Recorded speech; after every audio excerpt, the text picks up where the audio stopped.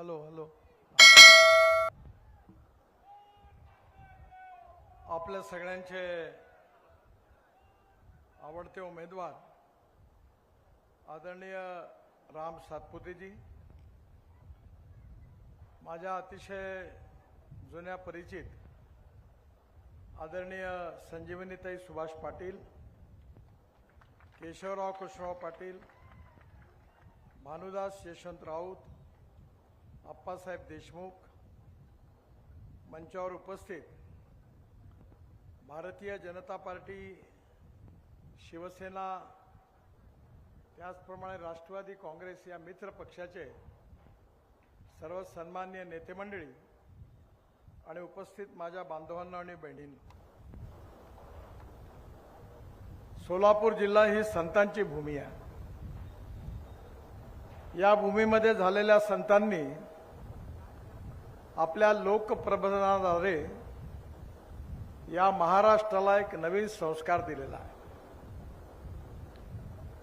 विशेषतः पंढरपूर आपल्या सगळ्यांचं दैवत आहे.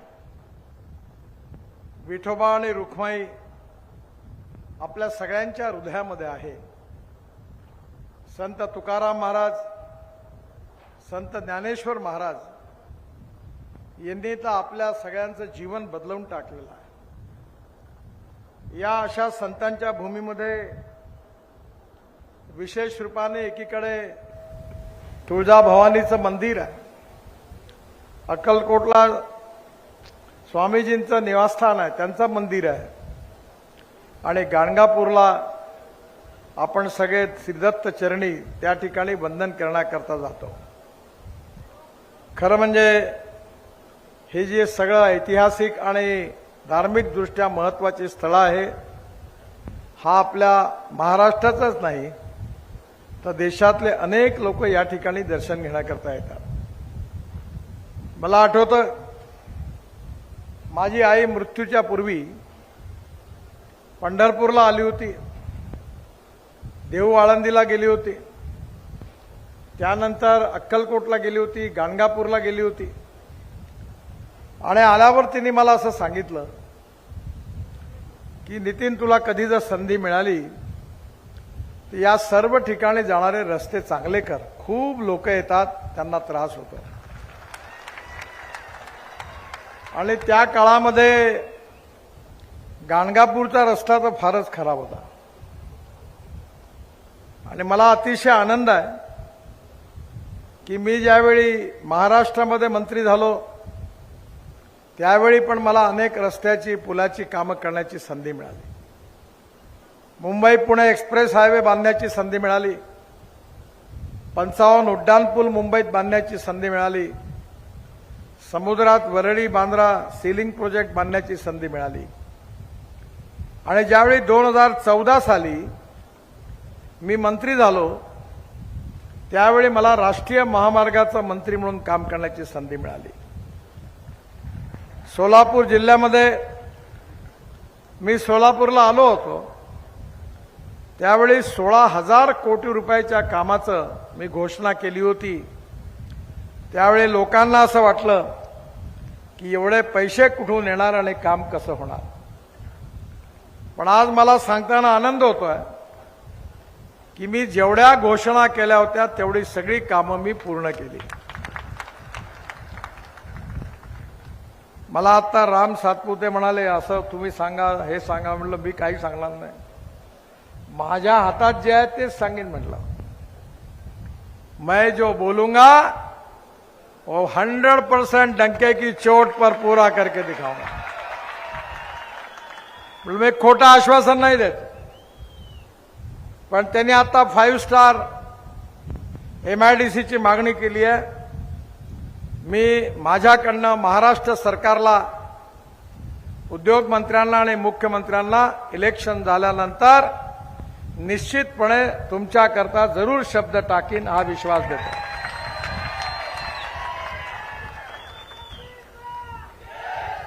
आज आपल्या जिल्ह्यामध्ये जो राष्ट्रीय महामार्ग होता तो फक्त 347 किलोमीटर होता. आणि आज 2014च्या नंतर तो 3 पट म्हणजे 987 किलोमीटर नव्याने झाला आहे. आणि केवळ या भागामध्ये आपले रस्तेच नाही झाले, तर मला सांगताना आनंद होतोय की माळशिरस या मतदारसंघामध्ये विशेष रूपाने आपला जो संत ज्ञानेश्वर महाराज पालखी मार्ग आहे, संत तुकाराम महाराज जो पालखी मार्ग आहे, हे दोन्ही पालखी मार्ग या मतदारसंघातून जातात. आणि यामध्ये तुकाराम महाराज पालखी मार्ग जो आहे पाटस ते तोंडले बोंडले याची लांबी 130 किलोमीटर आहे आणि त्याची किंमत 4,516 कोटी रुपये आहे. आणि या महामार्गाचं तीनही पॅकेजचं काम जवळपास पूर्ण होत आलेलं आहे. मला आता सांगितलं की कामात काही तक्रारी आहे, त्याची चौकशी करीन आणि जर ठेकेदाराचं बरोबर काम नसेल तर पूर्ण रोड उखडण्याकरता त्याला भाग पाडेन, हा विश्वास मी आपल्या सगळ्यांना देतो. संत ज्ञानेश्वर महाराज पालखी मार्ग 242 किलोमीटर आहे, त्याची किंमत 7,662 कोटी रुपये आहे. 6 पॅकेजपैकी 5 पूर्ण झालेले आहे आणि 6व्याचं काम जे आहे ते आता जवळपास सुरुवात झालेलं आहे. आपल्या सगळ्यांच्या मागणीनुसार पंढरपूरमध्ये आपण देवळापर्यंत विठोबाच्या मंदिरापर्यंत जायचा रस्ता काही बरोबर नव्हता. त्यावेळी वारकऱ्यांच्या मागणीनुसार पंढरपूर गावातील छत्रपती शिवाजी महाराज चौक ते वाखरी या लांबीचं मी विशेष रूपाने मंदिरापर्यंतचं 150 कोटी रुपयाचं काम मंजूर केलं, तेही आता पूर्णत्वाच्या मार्गावर आहे.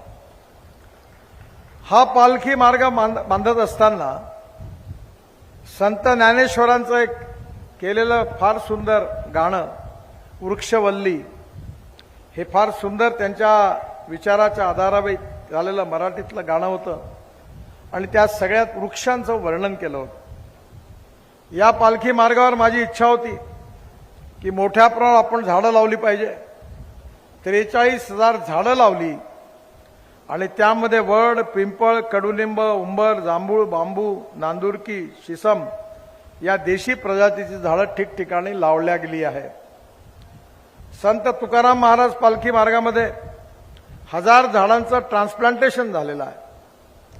आणि सगळ्यात महत्वाचं म्हणजे तुम्हाला मी हे समजून सांगण्याची गरज नाही आहे, ती म्हणजे आपल्या सगळ्यांकरता जेवढा प्राणवायू महत्वाचा आहे तेवढंच पाणी महत्वाचं आहे. मी पण शेतकरी आहे, 4 साखर कारखाने चालवतो आणि पश्चिम महाराष्ट्रात नाही विदर्भात चालवतो. आमच्याकडे 22 साखर कारखाने बंद पडले, दिवाळं पिटलं त्यांनी. पश्चिम महाराष्ट्र म्हणजे मेरिटमधल्या विद्यार्थ्यांची शाळा आहे ऊसाच्या बाबतीत, मराठवाडा म्हणजे फर्स्ट क्लास मधले आणि विदर्भ म्हणजे जे 100% नापास झाले त्याची शाळा आहे. त्यामुळे मला माहिती आहे की पाण्याचं महत्व काय आहे.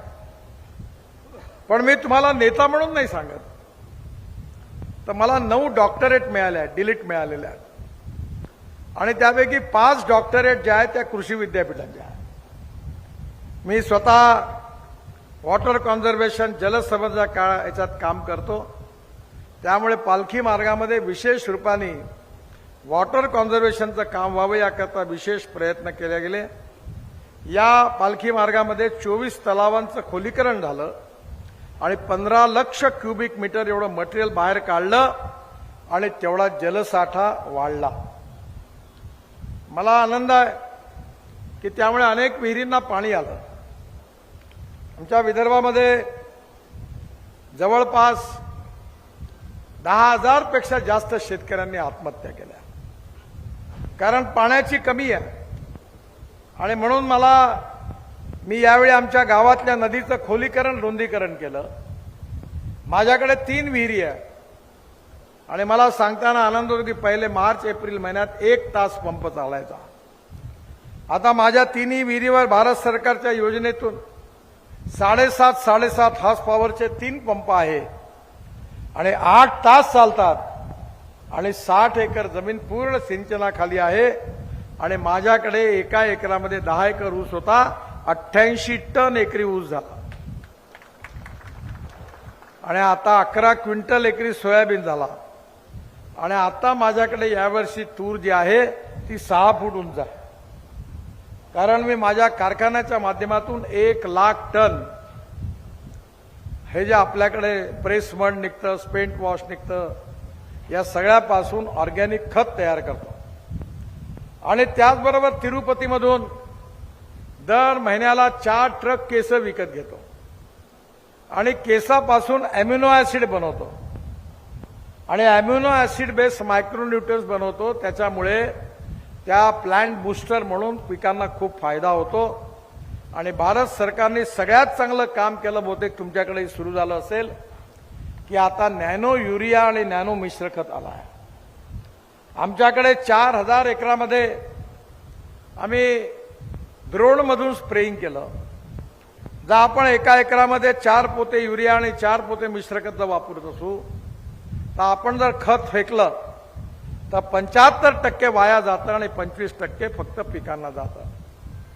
पण आपण जर ड्रोनमधून नॅनो युरिया आणि नॅनो मिश्र खताचा वापर केला तर 25% फक्त वाया जातं आणि 75% पिकांना जातं. आणि 4 बॉटलमध्ये आपलं काम होतं. 2 बॉटल युरियाच्या, नॅनो युरियाच्या आणि 2 मिश्र खताच्या. म्हणजे एकरी ते 5 ते 6 हजार रुपयाची बचत होते.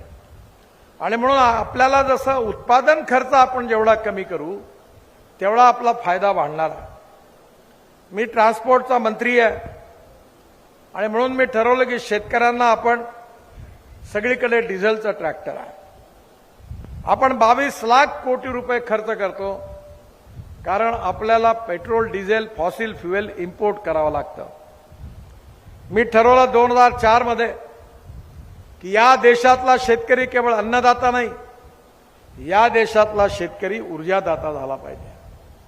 या देशातला शेतकरी इंधनदाता झाला पाहिजे. या देशातला शेतकरी हायड्रोजन तयार करणारा झाला पाहिजे. या देशातला शेतकरी हा बिटुमिन, तणसापासून, पराठ्यापासून, तुराट्यापासून, चिपाडापासून, उसाच्या चिपाडापासून आता डांबर तयार करायला सुरुवात झाली.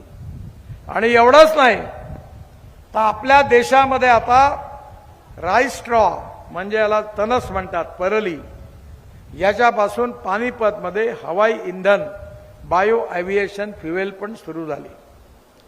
हे सगळं करण्याची का बरं आवश्यकता आहे? कारण आपल्या देशामध्ये कापूस स्वस्त आहे, कापड महाग आहे, गहू स्वस्त आहे, ब्रेड बिस्किट महाग आहे, डाळिंब स्वस्त आहे, टमाटर स्वस्त आहे, संत्रे स्वस्त आहे, पण ज्यूस महाग आहे. शेतमालावर प्रक्रिया करणारे उद्योग तेवढे नाही आहेत. आपल्याकडे pre cooling plant, cold storage नाही आहेत. आपल्याकडे कलमामध्ये आणि विशेषतः बियाणामध्ये सुधारण्याची आवश्यकता आहे.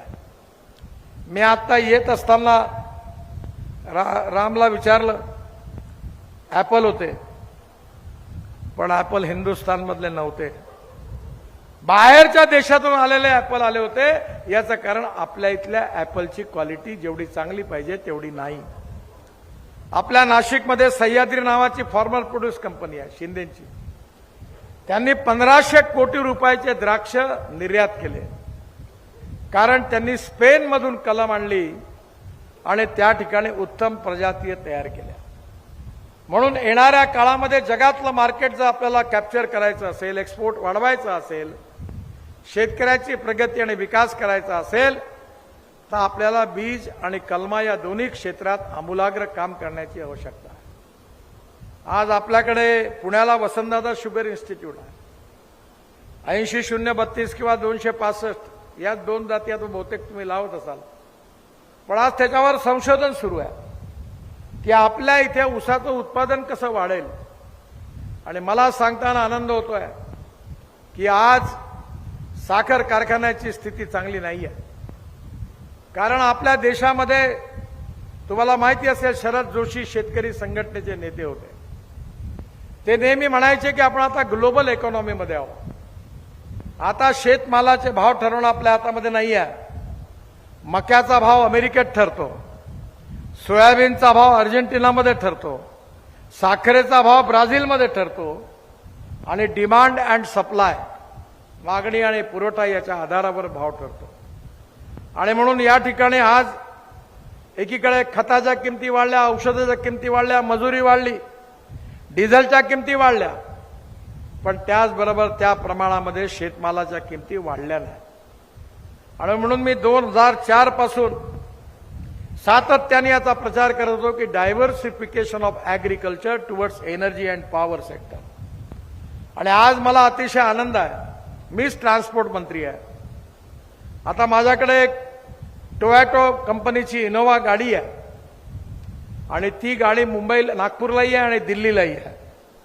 आणि ती गाडी शेतकऱ्यांनी तयार केलेल्या 100% इथेनॉलवर चालते. आता पेट्रोलची गरज नाही आहे.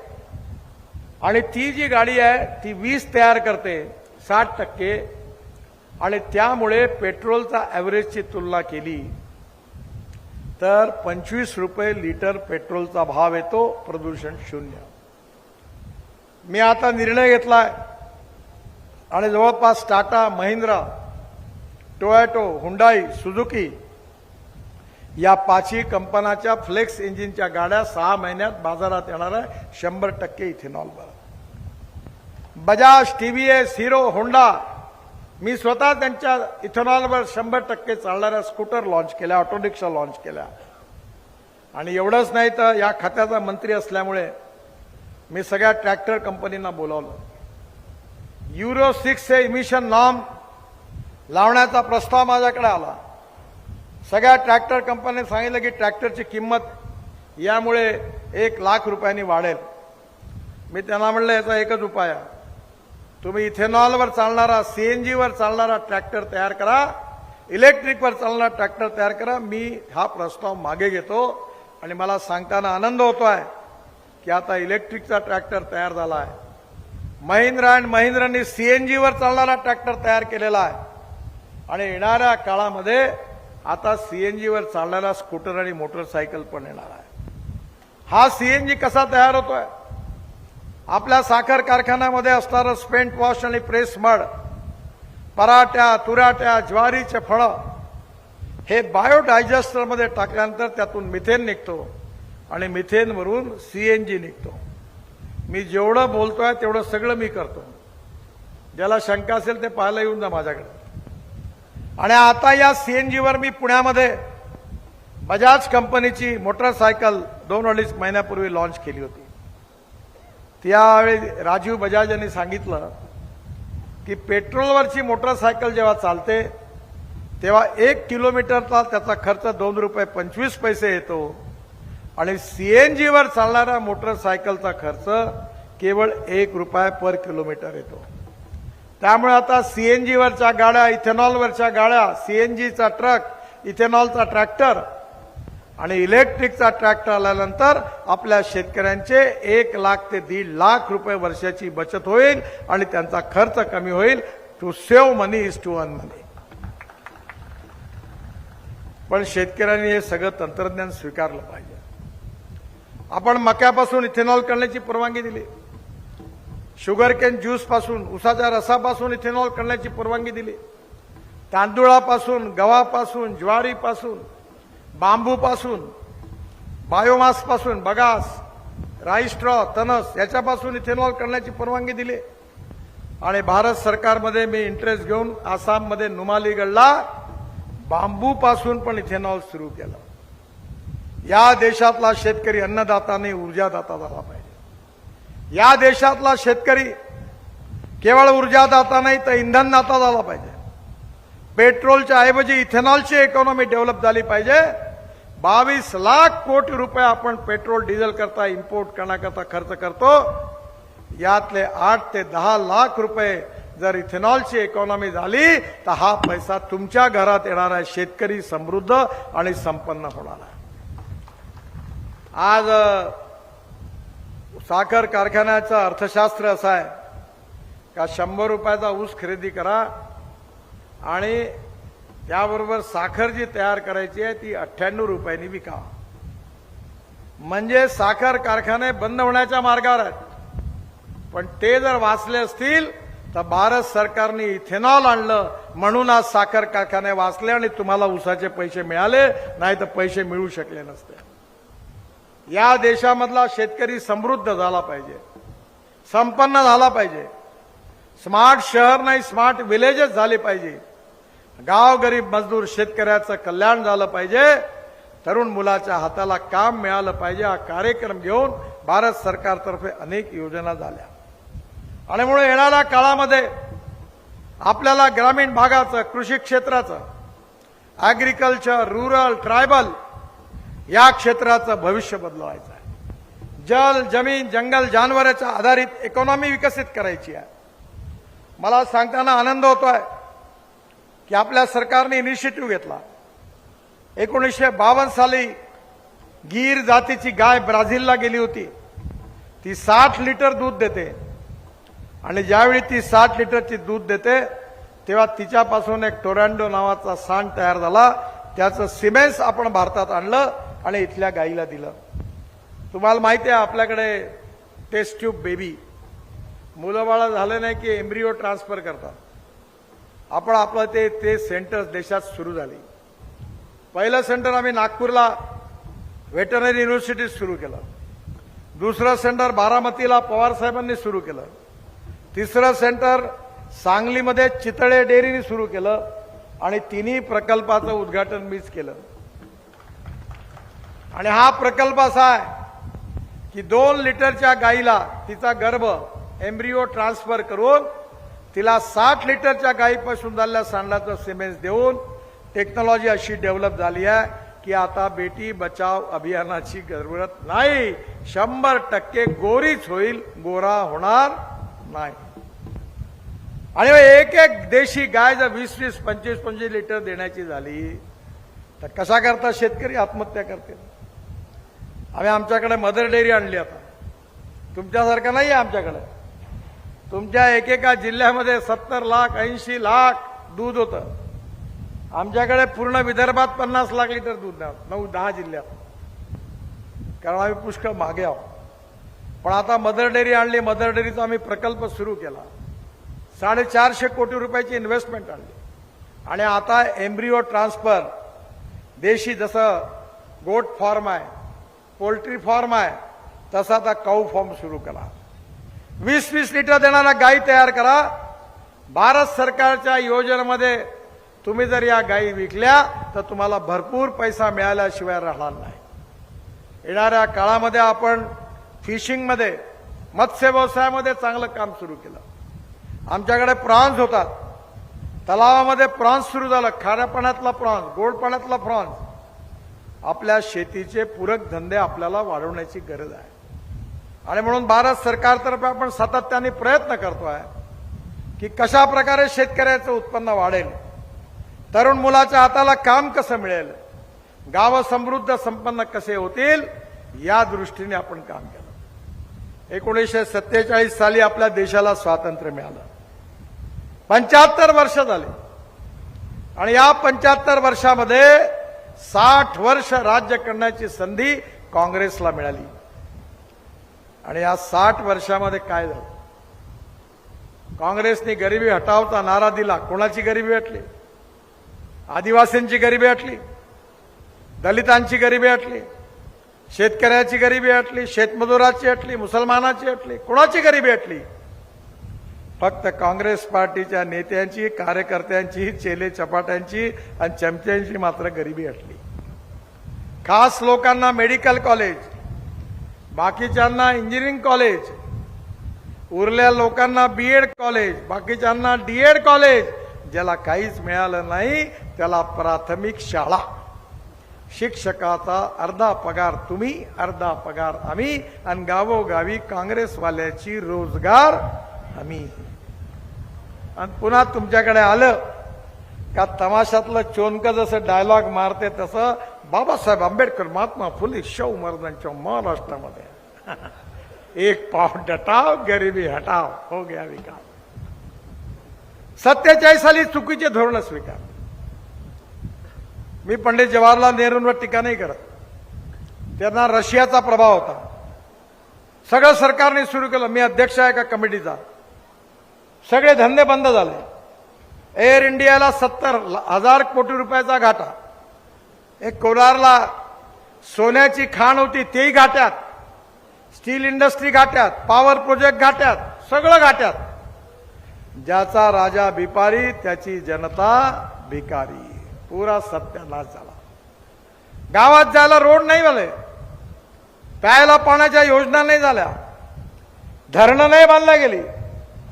मी जेव्हा महाराष्ट्रात मंत्री होतो त्यानंतर अटल बिहारी वाजपेयी देशाचे प्रधानमंत्री झाले आणि त्यांनी मला दिल्लीला बोलवलं आणि मला सांगितलं की हिंदुस्थानमधल्या प्रत्येक गावाला जोडण्याकरता तू योजना तयार कर. त्यावेळी मी 3 महिन्यामध्ये एक योजना तयार केली, वाजपेयी साहेबांना दिली. 1 महिन्यात त्या योजनेची घोषणा अब्दुल कलाम साहेबांनी राष्ट्रपती म्हणून केली.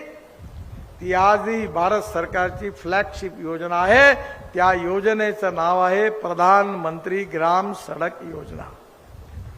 तुमच्या अनेक गावात जे रस्ते झाले ते या योजनेतून झाले. खरं म्हणजे त्या काळामध्ये गावात शाळा नव्हत्या. शाळेची बिल्डिंग होती तर शिक्षक नव्हते, शिक्षक होते तर बिल्डिंग नव्हती, दोन्ही होते तर विद्यार्थी नव्हते, तिन्ही होते तर शिक्षण नव्हतं. दवाखान्याची हालत अशी होती की डॉक्टर होते तर नर्स नव्हती, नर्स होते तर डॉक्टर नव्हती, दोन्ही होतं तर दवाई नव्हती. तीन असेल तर कोण मरायला जाईल अशी दवाखान्याची हालत होती. त्यामुळे मोठ्या प्रमाणावर 30% पेक्षा जास्त लोकसंख्या मुंबई, दिल्ली, कलकत्ता, चेन्नई, बेंगलोरकडे गेली. खुशीने गेली नाही, मजबुरीने गेली, कारण चुकीच्या आर्थिक धोरणाचे ते परिणाम होते. आणि म्हणून येणाऱ्या काळामध्ये आपल्याला गावं समृद्ध संपन्न करायचे. मी भारत सरकारचा जलसंवर्धन खात्याचा मंत्री होतो. मी 6,000 कोटी रुपये बळीराजा योजनेत महाराष्ट्राला दिले. 6,000 कोटी रुपये प्रधानमंत्री सिंचाई योजनेमध्ये दिले. आणि परवा मी धाराशिववरून विमानाने डायरेक्ट सांगली जिल्ह्यात चाललो होतो. बऱ्याच वेळा मी हेलिकॉप्टरवरून बघितलं. मी टेंभू योजना, म्हैसाळ योजनेला पैसे दिले होते आणि मला मनातून आनंद झाला की सांगोल्यापासून सांगलीपर्यंत मला हिरवं हिरवं दिसलं. सगळ्या सातारा, सांगली जिल्ह्याच्या, सोलापूर जिल्ह्याच्या दुष्काळी भागात पाणी पोहोचलं आणि त्याचे परिणाम दिसायला लागले. मला मनापासून आनंद झाला की ज्यावेळी मी मंत्री होतो महाराष्ट्रात तेव्हा म्हैसाळ आणि टेंभूला मंजुरी मिळाली होती, पण काँग्रेसवाल्यांनी तसंच अर्धवट काम टाकलं होतं. जेव्हा मी केंद्रात मंत्री झालो तेव्हा ते पैसे दिले आणि त्यातून ती योजना पूर्ण झाली. सिंचनाला प्राधान्य मिळालं आणि केवळ काँग्रेसवाले येऊन खोटा प्रचार करतात. तुमच्याकडे येऊन सांगतात की भारतीय जनता पार्टीचे 400 खासदार निवडून आले तर बाबासाहेबांचं संविधान बदलणार आहे. बाबासाहेबांचं संविधान आम्ही बदलणार नाही, कोणाला बदलवू देणार नाही आणि कोणाला बदलवण्याची हिंमत नाही. मी कायद्याचा विद्यार्थी आहे आणि म्हणून तुम्हाला सांगतो की आज लॉच्या फायनलला संविधानाचा पेपर आहे. संविधान 4 पार्टमध्ये आहे. संविधानाचे मूलभूत तत्व पहिल्या पार्टमध्ये आहे. त्याच्यावर सुप्रीम कोर्टामध्ये एक केस झाली होती, केशवानंद भारती केस, आणि त्या केसमध्ये सुप्रीम कोर्टाचे चीफ जस्टिस आणि 10 न्यायमूर्तींचं खंडपीठ होतं आणि त्यांनी निर्णय दिला की silent features of the constitution cannot be change.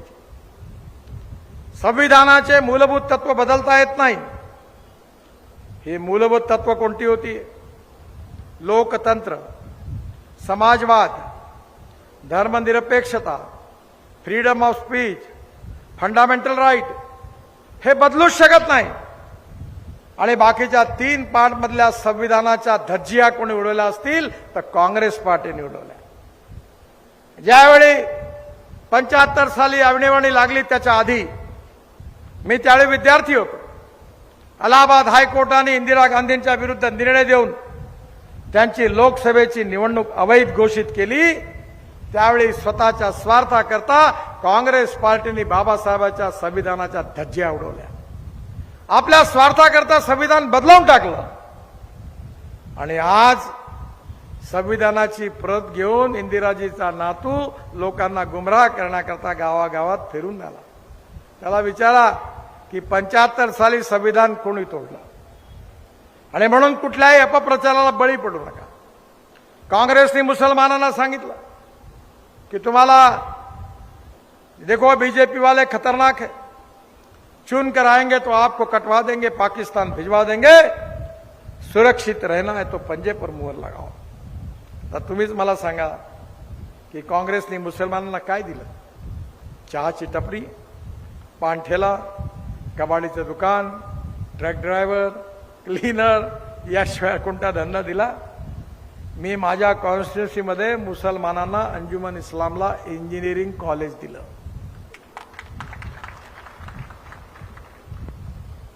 आम्ही कधी जात पंथ धर्म भाषेच्या आधारावर काम नाही केलं। मला तुम्ही सांगा, 67 योजना भारत सरकारच्या, उज्ज्वला योजनामध्ये गॅस सिलेंडरने शेगड्या दिल्या, आयुष्य योजनेमध्ये वैद्यकीय सुविधा 5 लाखापर्यंतच्या सगळ्या गरीब माणसाला मिळाल्या, लाडकी बहीण योजनेमध्ये आपल्या सगळ्या बहिणींना दर महिन्याला पैसे मिळतात। खाली लिहिलंय का की दलित आणि मुसलमानांनी अर्ज करता कामा नये, असं कुठे लिहिलंय? नाही। सगळ्यांना अर्ज करता येतो आणि सगळ्यांना योजनेचा फायदा मिळतो। याचं कारण आमचं तत्व आहे सबका साथ, सबका प्रयास, सबका विश्वास और सबका विकास। जात पंथ धर्म भाषा याच्या आधारावर मी काम नाही केलं। आपण कधी छत्रपती शिवाजी महाराजांची जात बघतो का? आपण बाबासाहेब आंबेडकर, महात्मा ज्योतिबा फुले, राजाश्री शाहू महाराजांची जात बघतो का?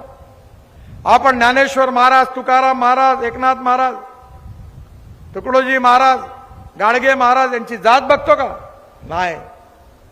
माणूस हा जातीनी नाही, माणूस हा गुणांनी मोठा आहे। या समाजातली छुवाछूत, अस्पृश्यता, जातीयता समूळ नष्ट करून हा समाज सामाजिक समता आणि आर्थिक समतेच्या आधारावर, मानवतेच्या आधारावर उभा राहिला पाहिजे, हाच आमचा विचार आहे। हे राष्ट्र सुखी, समृद्ध, संपन्न, शक्तिशाली झालं पाहिजे, आत्मनिर्भर भारत झाला पाहिजे, $5 ट्रिलियन ची इकॉनॉमी झाली पाहिजे, गाव गरीब मजदूर शेतकऱ्याचं कल्याण झालं पाहिजे। हम 2 4 रहे न रहे, तेरा वैभव अमर रहे मा, हा आमचा संस्कार आणि विचार आहे। आणि म्हणून केवळ काँग्रेस जे 60 वर्षात नाही करू शकली ते आम्ही 10 वर्षात केलं। मला सांगा ना तुम्ही, 2014च्या आधी काय कमी मंत्री झाले का तुमच्या केंद्रामध्ये? मोठे मोठे मंत्री झाले, पण झालं का काम? मी तर तुमच्या गावचंही नाही, जातपात तर मानत नाही। मी लोकसभेत निवडून आलो, माझ्याकडे ना जातीचे सिस्टम देऊन कोणी।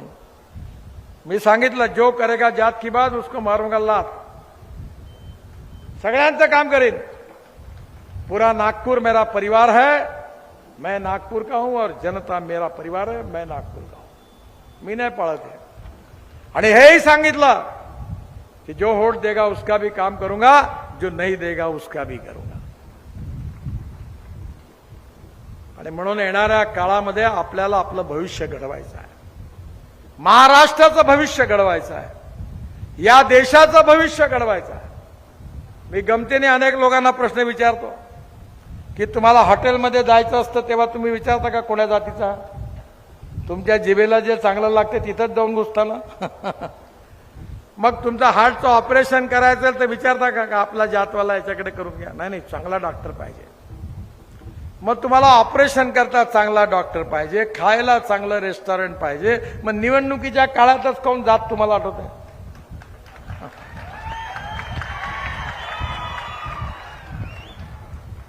जातीचा विचार नका करू, कामाचा विचार करा, कार्याचा विचार करा, कर्तृत्वाचा विचार करा, गुणवत्तेचा विचार करा, आणि चांगल्या पक्षाचा जो काम करेल, तुमचं भविष्य बदलेल, त्याचा विचार करा। या मतदारसंघातून आपल्या सगळ्यांचे लोकप्रिय उमेदवार राम सातपुते या मतदारसंघातून उभे आहेत, आणि मी आपल्या सगळ्यांना विनंती करण्याकरता आलो आहे की या निवडणुकीमध्ये कमळाच्या फुलाची बटन दाबून नक्की जर राम या ठिकाणी निवडून आला, महाराष्ट्रात आमचंच सरकार येणार आहे। तुमच्या आशा, अपेक्षा, आकांक्षा आम्ही पूर्ण केल्याशिवाय राहणार नाही। रामला प्रचंड मताने विजयी करा आणि आपली सेवा करण्याची संधी द्या, ही विनंती करतो।